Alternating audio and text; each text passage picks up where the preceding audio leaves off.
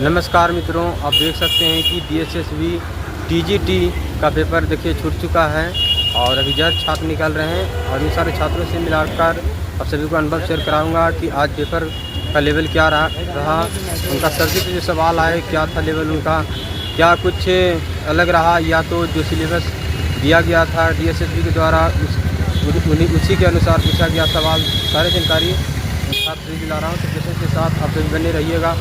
जो भी छात्र नहीं मिल पाते हैं कमेंट के माध्यम से अवश्य शेयर करें कि आपका प्रश्न का लेवल क्या रहा, आप कितना अटेम्प्ट किए, जिससे कि छात्र को कुछ हेल्प हो सके। हाँ सर, थोड़ा समझिए आपका जो आज पेपर रहा, पेपर का लेवल क्या था आज? बस नॉर्मल। आपका सब्जेक्ट से जो सवाल था क्या था उसका लेवल? सब्जेक्ट का लेवल था जो नॉर्मल था ना, पूरा ही है ना, पूरा पेपर नॉर्मल है। नॉर्मल। हाँ। जीके क्या क्या आए थे? जीके में संविधान से सवाल, कॉन्स्टिट्यूशन से संबंधित आए थे। कितने सवाल थे संविधान से?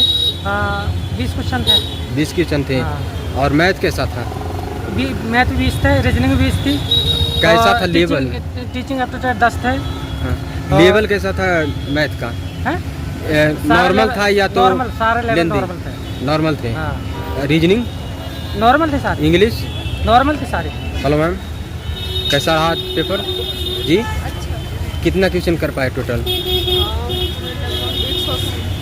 सबसे पहले कौन सा सेक्शन ओपन हुआ? सबसे पहले रीजनिंग के बाद मैथ, यानी जनरल पार्ट सबसे पहले ओपन हुआ। आपका सब्जेक्ट जो सवाल था उसका लेवल क्या था? उसका लेवल मतलब अच्छा था। अच्छा था, मतलब कठिन नहीं था, सरल ही था। क्या क्या आए थे? क्या क्या मतलब ग्रामर सेक्शन से सवाल, संबंधित साहित्य वगैरह जो है उसमें वो सब मतलब लेवल उठाकर नहीं था, डाउन ही था। अच्छा, लिटरेचर से जो सवाल आते हैं हाँ। क्या थे, क्या आए थे? सभी जो आदिकाल से भक्तिकाल रखाया, रीतिकाल और आधुनिक काल सभी से आए थे, अच्छे आए थे, लेकिन ज़्यादा कठिन नहीं थी। हाँ मैम, पेपर अच्छा आया हुआ था। कितना क्वेश्चन कर पाए टोटल? मैं 160 क्वेश्चन कर पाई। अच्छा, ऑल सेक्शन में कौन सा सेक्शन इजी, टफ या मॉडरेट लगा आपको? रीजनिंग ईजी थी और जीके भी ठीक ठाक आई थी, जीके भी, और हिंदी ईजी आई हुई थी। हिंदी इजी आई थी।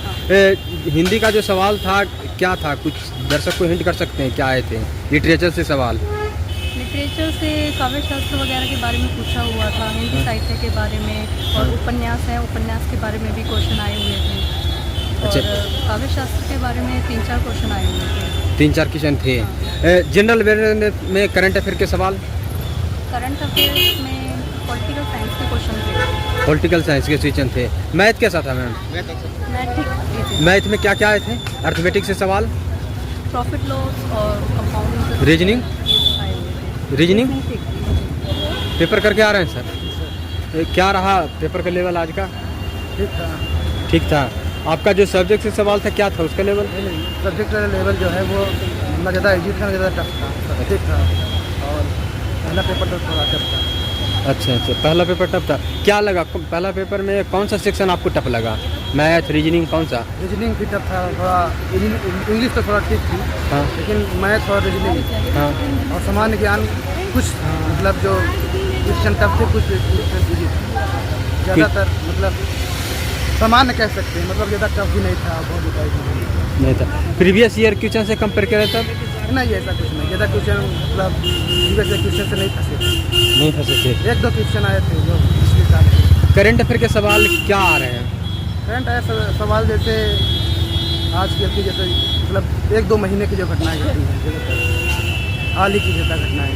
अच्छा, उससे सवाल आ रहे हैं। कितने सवाल आ रहे हैं करंट अफेयर का? करंट अफेयर की 20 सवाल। मैथ की 20 है। मैथ में किस टॉपिक से अधिक प्रश्न आ रहा है? नहीं, टॉपिक तो सबको समान रहता है, 20 नंबर हर टॉपिक से आते हैं। मतलब जो प्रथम पेपर होता है वो 20 नंबर मैथ का आएगा। अर्थमेटिक से ज़्यादा सवाल थे कि एडवांस से भी कुछ सवाल आ रहे हैं? नहीं, सवाल तो सेम रहेंगे, मतलब 20 सवाल सब में रहेंगे। 20 रीजनिंग रहेंगे, 20 मैथ रहेंगे, 20 इंग्लिश रहेंगे। उसमें बांटा गया करेगा, मतलब कितने सवाल आपको रहेंगे। अच्छा, इंग्लिश भी तो 20 सवाल हैं। इंग्लिश में ग्रामर सेक्शन से सवाल? हाँ, ग्रामर से था और थोड़ा प्रोनाउन, नाउन, ये सब था। ये सारे से सवाल थे। हिंदी में जो सवाल आए आपका सब्जेक्ट से, कुछ मेजर टॉपिक ऐसा है जिससे ज़्यादा सवाल आए हैं? व्याकरण से आए हैं और साहित्य से भी, मतलब 25% साहित्य से है, 25% व्याकरण से था और ऐसे थोड़ा बहुत मतलब चाइल्ड डेवलपमेंट भी क्वेश्चन आए थे, चाइल्ड डेवलपमेंट से प्रश्न आ रहे हैं। चाइल्ड डेवलपमेंट से आए थे, और प्रयोगात्मक मूलक जो हिंदी होती है उससे प्रश्न उठा रहे हैं।